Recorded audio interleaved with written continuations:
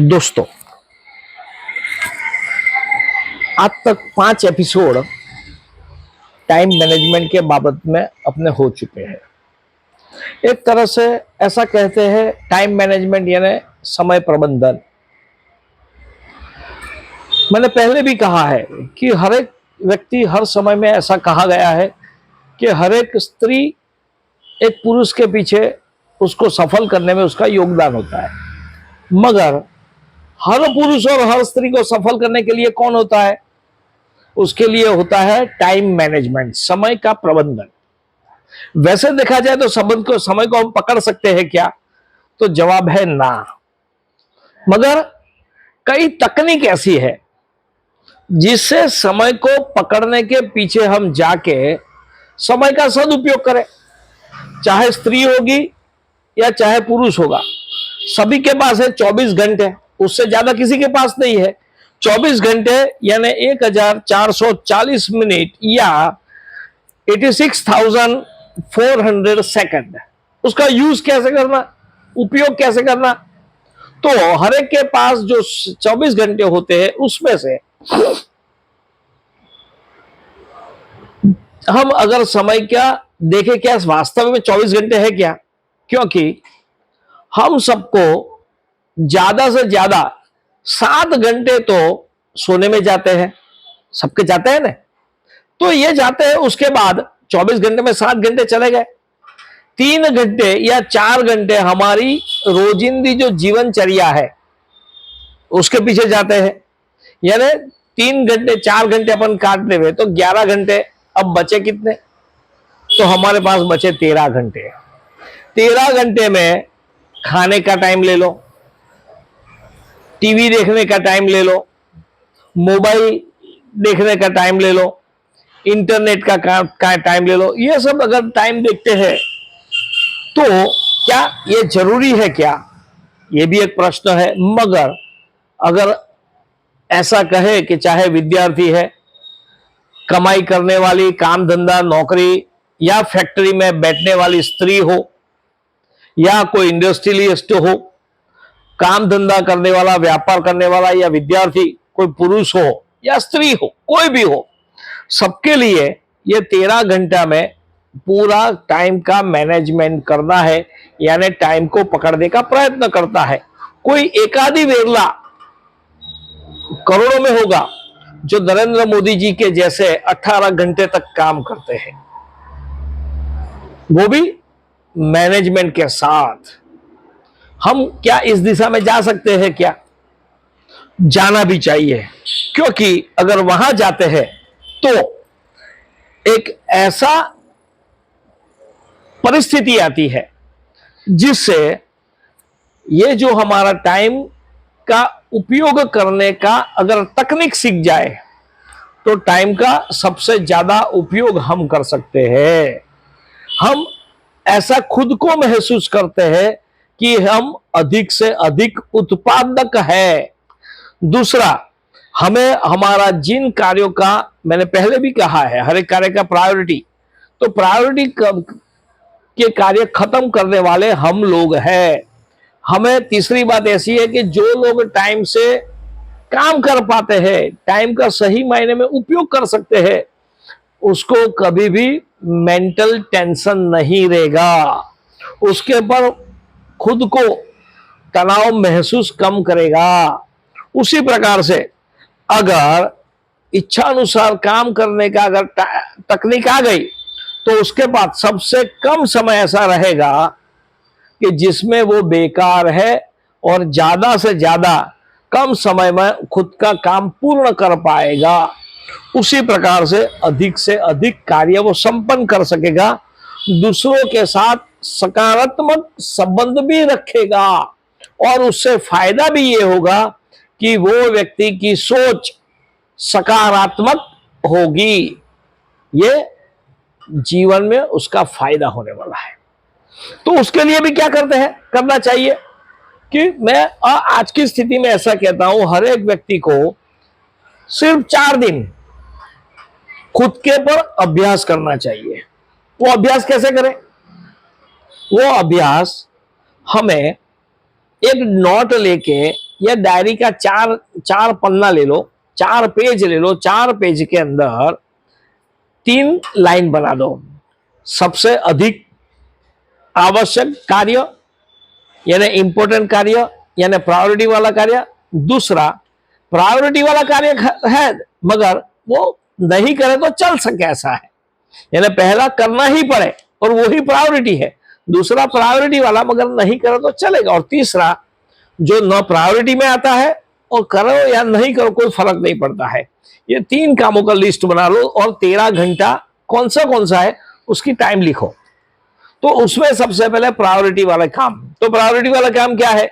अगर कोई स्टूडेंट होगा तो उसके लिए पढ़ना प्रायोरिटी वाला काम, ट्यूशन क्लास में जाना ये प्रायोरिटी वाला काम, तीसरा स्कूल में जाना ये प्रायोरिटी वाला काम, चौथा होमवर्क करना प्रायोरिटी वाला काम, या सेल्समैन होगा तो उसकी प्रोडक्ट बेचने का प्रायोरिटी वाला कार्य, प्रोडक्ट उसके पास कितनी है उसका ऑर्डर से मंगाया कि नहीं ये प्रायोरिटी वाला कार्य। और अगर महिला होगी तो महिला को, अगर सर्विस वाली महिला होगी या काम धंधे वाली महिला होगी या इंडस्ट्रियलिस्ट महिला होगी तो फैक्ट्री में जाने का टाइम का महत्व वो प्रायोरिटी वाला कार्य, घर का खाना बनाना प्रायोरिटी वाला कार्य, अगर घर का खाना नहीं बनाती है तो अपनी ऑफिस के जो वर्क है उसका सब लिस्ट बनाना कार्य, परिवार के साथ टाइम निकालने का कार्य, भोजन परिवार के साथ एक समय बैठ के खा सके वो प्रायोरिटी वाला कार्य। अभी जो नहीं प्रायोरिटी वाला है मगर करो या नहीं करो ऐसा कोई कार्य होगा तो क्या है? एक देखा जाए तो हर एक को ऐसा होता है कि मैंने आज दिन भर क्या काम किया, उस काम के आधार पर मैंने प्रायोरिटी वाला कार्य पूर्ण किया या नहीं किया उसका ऑब्जर्वेशन का काम, ये भी प्रायोरिटी वाला है। मगर एक दिन नहीं करें चलो दूसरे दिन कर सकते हैं। दूसरी बात कि हमें अगर कोई मीटिंग है, मीटिंग अटेंड करनी है तो मीटिंग आज ही अटेंड करनी है, वो प्रायोरिटी वाला कार्य है। मगर कौन से समय में करना चाहिए कि जो पहला प्रायोरिटी वाला कार्य है वो खत्म होने के बाद का समय मीटिंग में देना चाहिए। नॉन प्रायोरिटी वाला कार्य करो तो भी चले, नहीं करो तो भी चले, तो वो टीवी देखने का काम एक, दूसरा इंटरनेट से मोबाइल से किसी के साथ गपशप करने का काम जरूरी नहीं है, नहीं करो तो भी चल सकता है मगर करना है। कई लोग कहते हैं कि हम पूरे दिन काम करते थकान हो गई तो क्या करें, तो इससे टाइम पास।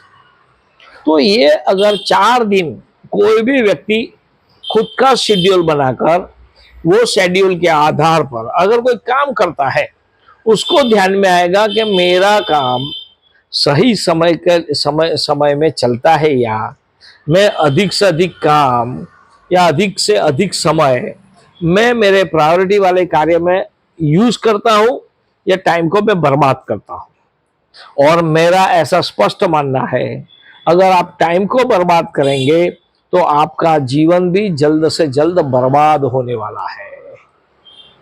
उसके लिए अलग अलग टाइम मैनेजमेंट के विषय में अलग अलग व्यक्ति का अलग अलग मत है। अमेरिकन थियरी है, जर्मन थियरी है, स्पेनिश थियरी है, भारतीय थियरी है। कई दफे लोग कमेंट में ऐसा भी कहता है कि कोई लेट आता है तो भारतीय टाइम, अरे क्या नॉनसेंस ऐसी बात। भारत के लोग आज से नहीं पूरे विश्व में पुरातन काल से टाइम के बाबत में पक्के थे। आज हम अंग्रेजों के शासन के बाद हमने टाइम का, हमको जाना कोई महत्व ही नहीं है, ऐसा करके हमने छोड़ दिया।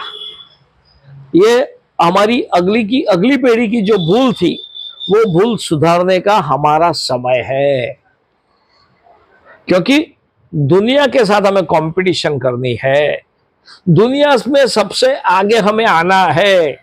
आज हमारी इकोनॉमी जो है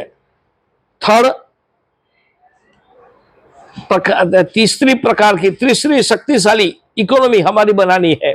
अगर उस दिशा में जाना है ज्यादा से ज्यादा रोजगार पैदा करना है या ज्यादा से ज्यादा लोगों को रोजगार देना है तो हम सबको टाइम मैनेजमेंट, समय प्रबंधन, समय को पकड़ने की आदत डालनी पड़ेगी। अगर वो डालेंगे तो निश्चित समय के ऊपर हम सवार हो पाएंगे।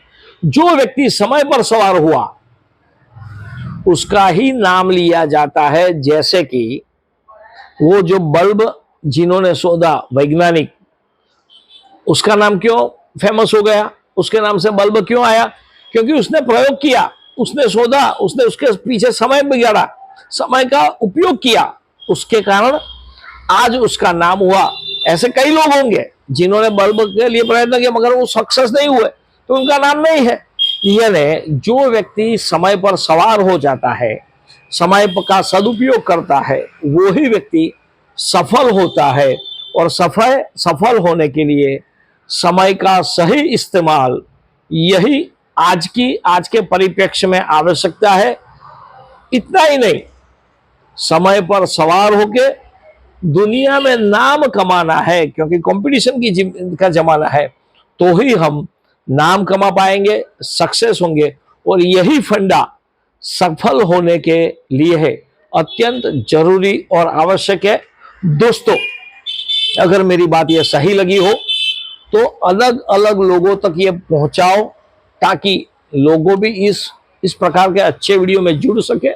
और साथ में आप कमेंट भी करो, ताकि ये कमेंट से मुझे भी ध्यान में आए कि आपको किस प्रकार का उपयोग करना है। अगर कोई प्रश्न है तो प्रश्न भी मुझे पूछ सकते हैं, मैं उसका जवाब भी वीडियो में देने वाला हूं। और यही ध्यान में रखते हुए कई अलग अलग विषय आप सबके सम्मुख में रख सकूं, यही मेरा सौभाग्य है, रहेगा, ये ऐसा हमारा मानना है। तो आओ, ये वीडियो अच्छा लगा हो लाइक कीजिए, शेयर कीजिए, सब्सक्राइब कीजिए और आगे लोगों को भी भेजिए। धन्यवाद। जय श्री राम।